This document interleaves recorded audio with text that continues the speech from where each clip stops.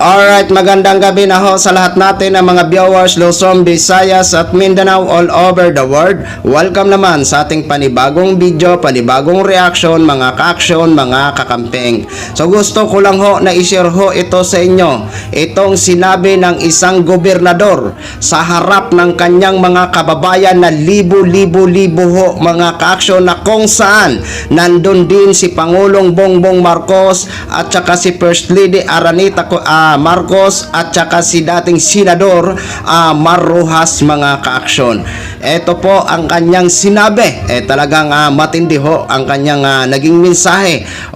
Dito ho mga ka-aksyon, sinabi niya ho talaga sa harap ng libo-libo niyang mga kababayan na hindi talaga siya bibitaw kay Pangulong Bongbong Marcos. Ito po ay nangyari sa kaganapan ng newly promoted nating mga teachers. Congratulations po sa lahat ng mga teachers. I'm happy sa inyong lahat. Okay ho, itong mga ka-aksyon, mga kakampeng, panoorin at pakinggan ho muna natin itong naging mensahe ni Governor Ferdinand H.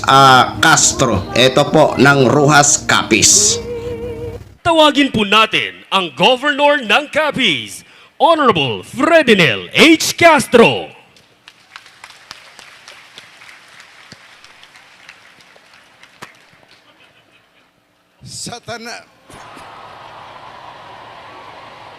Okay, tilawan ko kitabi ang abilidad ninyo.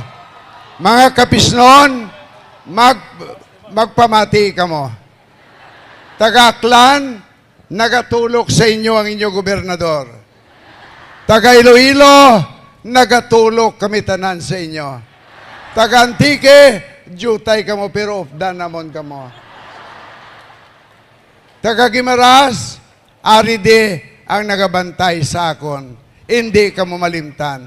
Iloilo City, lantawon-ta ang abilidad ninyo. Ang palakpak tuya, mahinay lang to kada syudad, kada probinsya. Abi, ipakita naton nga ang inyong paghugyaw, ang inyong pagpalangga sa mag-asawa, ang inyo nga kalipay karon nga adlaw, isa ka kalipay kag matunog nga pamalakpak ang aton ihatag sa mag-asawa. 1, dunga na, 2, 3. Ayan po, mahal na Pangulo. Hindi po magsasawa yung mga yan. Kayo lang po ang magsasawa dito. Sanay na ho si Senator Rojas dito. Dahil kung walang palakpak ako ang hinahanap ni mami niya. Gani sa inyo tanan, ang ining pagtilipon naton, isa kamaragtas nga istorya sang Region 6. Wala pa ini matabo sa aton kabuhi kung wala magpresidente si President Bongbong Marcos.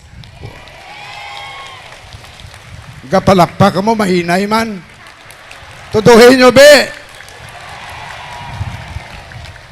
Kung wala siya magpresidente, ang maragtas nga istorya sang mga maestra kag maestro nga nangin madinalagon sa ila kabuhi, wala matabo. Tumalagsahon ang ini nga okasyon, tumalagsahon ang ini nga pagtilipon. Kay tungod nga wala gid ako makasaksi sang isa ka pagtilipon nga dala pati ang kapihakdugan si Madam Luis Araneta Marcos. Mas talagang mapalad ang ating presidente. Mapalad sapagkat iginuhi ng tadhana na siya ay maging Pangulo ng Pilipinas. At hindi lamang yon, iginuhit din ng tadhana na mabigyan siya ng may bahay na magmamahal sa kanya. Totoo yan. Totoo yan.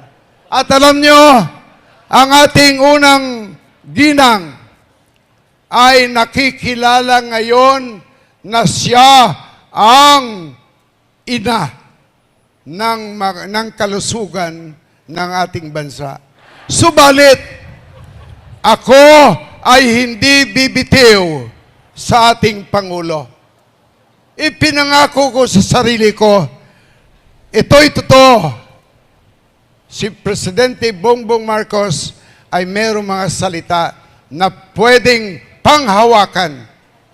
Noong kami ay nagpulong kasama ang ibang gobernador sa Iloilo, sinabi ko sa kanya, Mr. President, hindi po ako gagaya sa ibang probinsya na masyadong mahaba ang listahan na kanilang isinumiti sa iyo.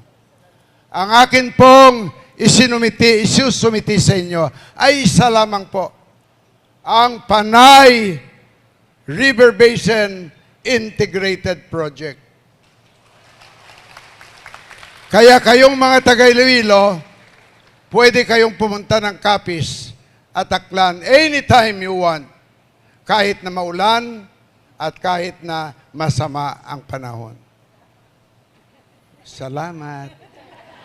Ngayon, nagsabi ako sa Presidente, Mr. President, this project was conceptualized during the time of your late father. But he was overtaken by event. He passed away.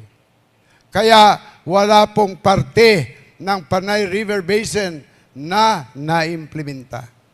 Alam nyo kung anong sagot ng Presidente at ito ay pinaniniwalaan ko, ito ay pinanghahawakan ko, ito ay ipinabot ko sa lahat ng Kapisenyo. Ang sinabi ng Presidente sa lahat, ang hindi natapos ng aking ama ay tatapusin ng kanyang anak. Lalo pa hong lumakas ang aking loob at lalo pang ipinagsisigawan ko sa lahat at lalo pang lumakas ang aking paniniwala na hindi kailanman nauga. Ang paniniwalang ang Presidente Bongbong ay siyang sugo ng may kapal. Wala na pong narinig parte sa proyektong ito. Ibig ko nang bumigay, ibig ko nang manawagan sa may kapal na Diyos ko, mukhang mapupurnada po ito. Subalit, mahigpit ang aking kapit. Hindi ako naniniwala na makakalimutan ito ni Presidente Marcos. Kaya ang hulog ng langit ay dumating noong isang gabi. Inanunsyo sa lahat ng balita na ang Western Visayas ay maraming proyekto at binasa ni Undersecretary Claire Castro na ang Panay River Basin ay isa sa mga proyekto na isusulong ng ating Pangulo. Gani sa inyo tanan, ginapangayo ko. Patihin ninyo ang atong Presidente. Wala kami at hindi kami, Mr. President, naniniwala sa mga fake news. Hindi po kami naniniwala sa mga sabi-sabi sa daan. Hindi po kami naniniwala sa lahat ng paninira sa iyo. Dahil sa bawat paninira sa iyo ay pagsira sa sarili nila. Kami po ay kakapit sa iyo. Kami po ay hahawak sa iyo. Hanggang kailan ang paniniwala namin ay pag-aari ninyo. Gani ang aton Presidente, kagayatiayon, sa uli nga kay gayunan, inyo hatagan sang pamalakpak nga matunog. And now, ladies and gentlemen, madiretso na kita sa pinakakarni sang aton nga programa. sa inyo tanan, mga taga-Western Visayas, basi magabot ang tama nga kay gayunan, ayaw gin ninyo pagpaslawi ining mag-asawa. Basi kagton nyo ang siko ninyo kung magsala kamo. Proteksyonan, patihon, panindugan sang sini nga mag-asawa. Kay ako, bisan nagaisa na lang ako sa kalibutan, ang akon tagipusoon sa aton mangyapon, Mr. and Mrs. President and First Lady Bongbong Marcos and Luis Araneta Marcos. Karon na ang oras sang pagsumpa ninyo. Pero dalon ninyo sa pagpanumpa ninyo. Hindi lamang ang posisyon nga inyo naagom tungod sa programa nga pirmahan, kagin aprubahan ni Presidente Marcos.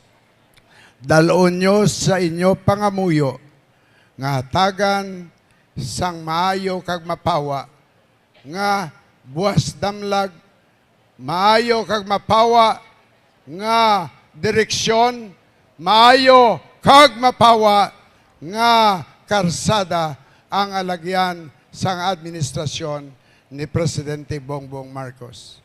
Ladies and gentlemen, I give to you the President of the Republic of the Philippines, Ferdinand Marcos Jr. Maraming salamat. Yan ang talagang may paninindigan. Di ba? Yan ang talagang may paninindigan, tumindig. Di ba? Yan si gobernador, may paninindigan. Ano man ang mangyari, buo pa rin ang kanyang suporta sa administrasyon o kay Pangulong Bongbong Marcos. Di ba? Hindi ho yan tulad ng iba kung saan yung medyo malakas. Talagang doon naman sila. Kumbaga mahilig ang iba mga mamangka sa dalawang ilog. 'Di ba? Pero yan ho, no? Sulit ang kanyang paninindigan, no? Na hindi niya iiwanan si Pangulong Bongbong Marcos. 'Di ba? Yan ang dapat. Alam nyo kasi mga ka-aksyon, mga kakamping, talagang ang mga DDS lang naman talaga ang hindi nakaka-appreciate sa mga ginagawa ng Pangulo. Yung mga proyekto na ginagawa ng Pangulo sa iba't ibang mga kalugaran. Dyan ha, mismo na ho si Governor Ferdinand Castro ang may sabi, no? Na may mga project ho doon sa kanilang lugar. 'Di ba? Yung mga DDS kasi ano yan eh, kumbaga na-hypnotize na yata yan, pero hindi ko ho nila lahat ha. Hindi ko ho nila lahat. Ang ilan lang sa mga naniniwala pa rin sa mga Duterte. 'Di ba? So yan po mga ka-action, mga kakamping, ang kaganapan ho kanina doon sa Otoy King ng mga bagong promote nating mga teachers. Congratulations po sa inyo once again. Ayan. So, maraming salamat po sa ating mga viewers Luzon, Visayas at Mindanao all over the world. Ako po ang inyong lingkod, si The Action Man. Good evening, everyone.